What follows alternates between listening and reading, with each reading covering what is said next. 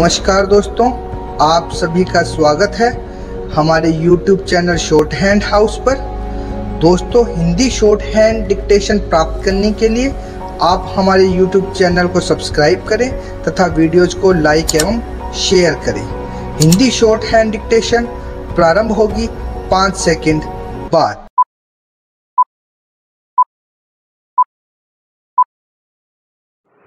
Start. अनुच्छेद 370 को निरस्त करने के बाद प्रधानमंत्री नरेंद्र मोदी ने गत 24 अप्रैल को अपनी पहली जम्मू कश्मीर यात्रा से सभी दक्षिण एशियाई पड़ोसियों और पूरी दुनिया को यह गुंजायमान संदेश दिया है कि सीमाओं को लेकर भारत के फैसले, जिसे अंतर्राष्ट्रीय समुदाय में कुछ लोग संदेह की निगाह से देखते थे, हमेशा ही इसकी जनता के हित में रहे हैं और पड़ोसियों खासकर पाकिस्तान की यह चिंता करने की ज़रूरत नहीं है कि क्या हो रहा है।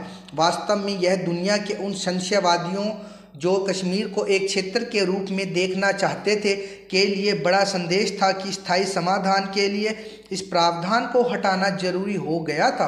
प्रधानमंत्री मोदी ने सांबा जिले के पल्ली गांव में अपने संबोधन में एक बार भी न तो पाकिस्तान का नाम लिया और न ही अनुच्छेद 370 का जिक्र किया, लेकिन उन्होंने जो कुछ कहा वह दक्षिण एशिया को पढ़ने और समझने के लिए दीवार पर अंकित हो गया है।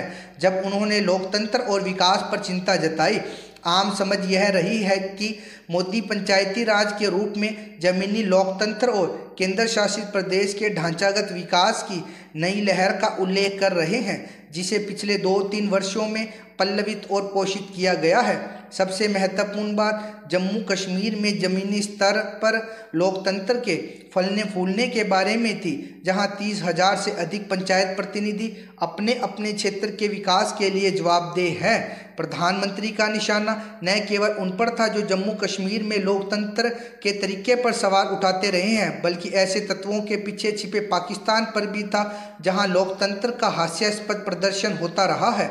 पाकिस्तान ने हाल ही में एक राजनीतिक नाटक देखा जिसमें न्यायपालिका को इमरान खान की गलती को ठीक करने के लिए हस्तक्षेप करना पड़ा, और तब हालांकि इसका उल्लेख करना भी जरूरी नहीं था कि अमेरिकी कांग्रेस की महिला सांसद इल्हान उमर ने पड़ोसी देश की धरती से भारत विरोधी अभियान चलाया था और उन्होंने कश्मीर के सवाल पर भारत और प्रधानमंत्री मोदी के खिलाफ जहर उगला था। प्रधानमंत्री मोदी ने सीमा पार की इन अनुचित घटनाओं का उल्लेख नहीं किया, हालांकि वह सांबा जिले से बोल रहे थे जिसकी सीमाएं पाकिस्तान से सटती है। उन्होंने जम्मू कश्मीर को जीवंत लोकतंत्र के रूप में वर्णित किया और इसका श्रेय उपराज्यपाल मनोज सिन्हा को दिया। उन्होंने सीमा पार और दुनिया के कुछ अन्य हिस्सों के सभी संदिग्धों को एक आईना दिखाया। अब देखिए, उन्होंने अपने भाषण में जो कुछ कहा और उसे निर्दिष्ट नहीं किया, वह उनके शब्दों की रुचिकर राजनीतिक और रणनीतिक व्याख्या है। इसकी रणनीतिक गहराई अथाह है, क्योंकि केवल वे ही जानते हैं कि वे क्या कह रहे हैं और श्रोता कौन है। भारत की सीमाओं से बहुत दूर उनकी आवाज़ जा रही है। दूसरी ओर लोकतंत्र पर जोर देने के विपरीत पाकिस्तान और पाक अधिकृत जम्मू कश्मीर में जो कुछ हो रहा है उसकी तुलना की जाए तो वहाँ काफ़ी अनिश्चित माहौल है। इस्लामाबाद और मुजफ्फराबाद में सरकारें बदल दी गई है और वहाँ पूरी तरह राजनीतिक अस्थिरता है। पीएम के भाषण में इसे संदर्भित नहीं किया गया, लेकिन अगर उनके शब्दों को डिकोड किया जाए तो संदेश स्पष्ट से अधिक है। मोदी ने दुनिया को बताया कि 3 दशक की हिंसा के चलते वैश्विक मानचित्र पर कश्मीर की पहचान हिंसाग्रस्त राज्य के रूप में बन गई थी। अब यहाँ शांत और सुदृढ़ माहौल है, लोग इसे महसूस कर रहे हैं और देखने के लिए भी बहुत कुछ है।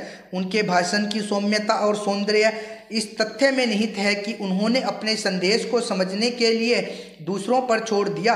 उन्होंने तमाम कूटनीतिक संवेदनशीलता बनाए रखी।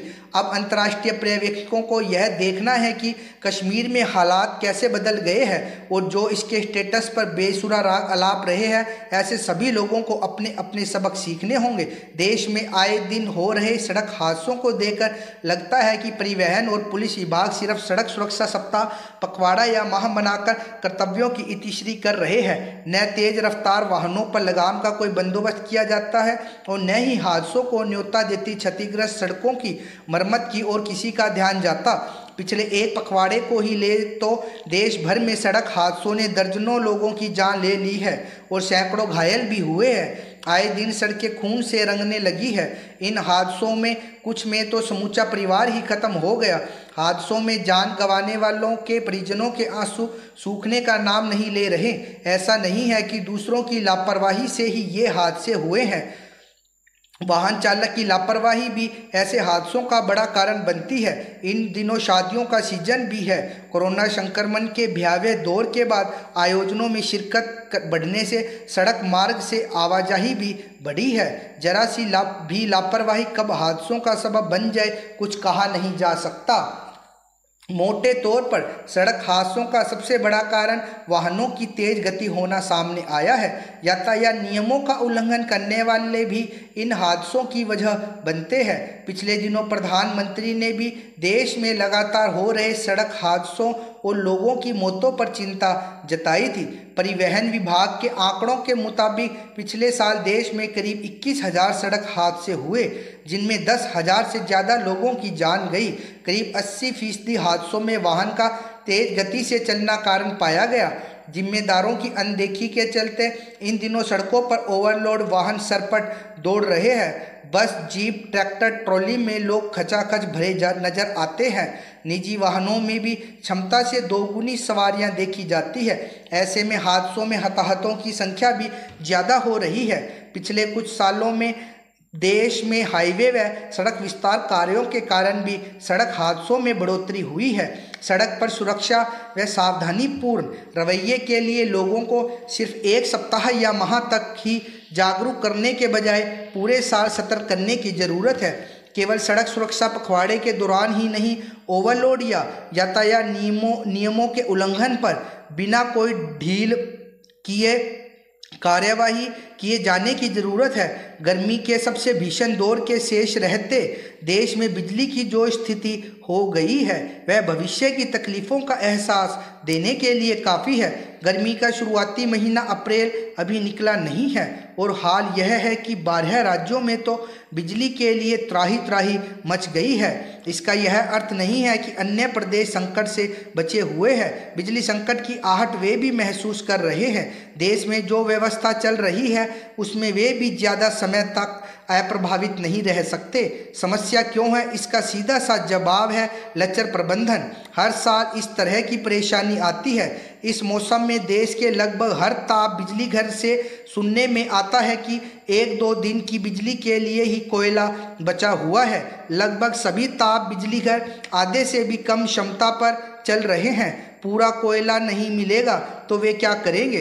रख रखाव या मरम्मत में उनका बहुत सारा धन लग जाता है जो उनके संचालन को महंगा बना देता है। सरकार इस खर्च से बचना चाहती है, इसलिए उन्हें एक तरह से उनके हाल पर ही छोड़ा हुआ है। सरकार का फोकस कार्बन उत्सर्जन न्यूनतम स्तर पर लाने और ग्रीन एनर्जी को बढ़ावा देने पर है, पर बिजली संकट दर्शाता है कि वैकल्पिक ऊर्जा और परंपरागत ऊर्जा में अभी संतुलन स्थापित नहीं हो पाया है। होना यह चाहिए कि जितनी वैकल्पिक ऊर्जा बने उतनी कटौती परंपरागत ऊर्जा में की जाए, पर वैकल्पिक ऊर्जा की पर्याप्त मात्रा में उपलब्धता के बिना परंपरागत ऊर्जा में कटौती ऐसे ही संकट को जन्म देती है। यह स्थिति न सरकार के लिए ठीक है न आम जनता के लिए। अपने संसाधनों का पूरी क्षमता से दोहन न करना निजी बिजली कंपनियों के लाभ के रूप में परिदृश्य का दूसरा पहलू है जिसे सरकार को जरूर देखना चाहिए। समस्या का दूसरा बड़ा कारण हर स्तर पर वित्तीय प्रबंधन श्रृंखला की हर कड़ी कमजोर होना है। ऊर्जा विशेषज्ञों का कहना है कि सरकार ने इसे सुधार लिया तो संकट काफ़ी हद तक दूर हो जाएगा।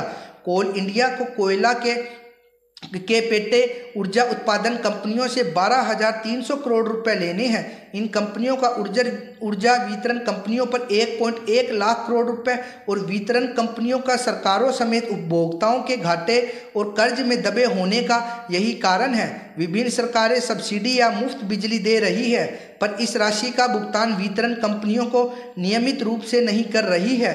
बिजली संकट दूर करने के लिए प्रबंधन तो दुरुस्त करना ही होगा।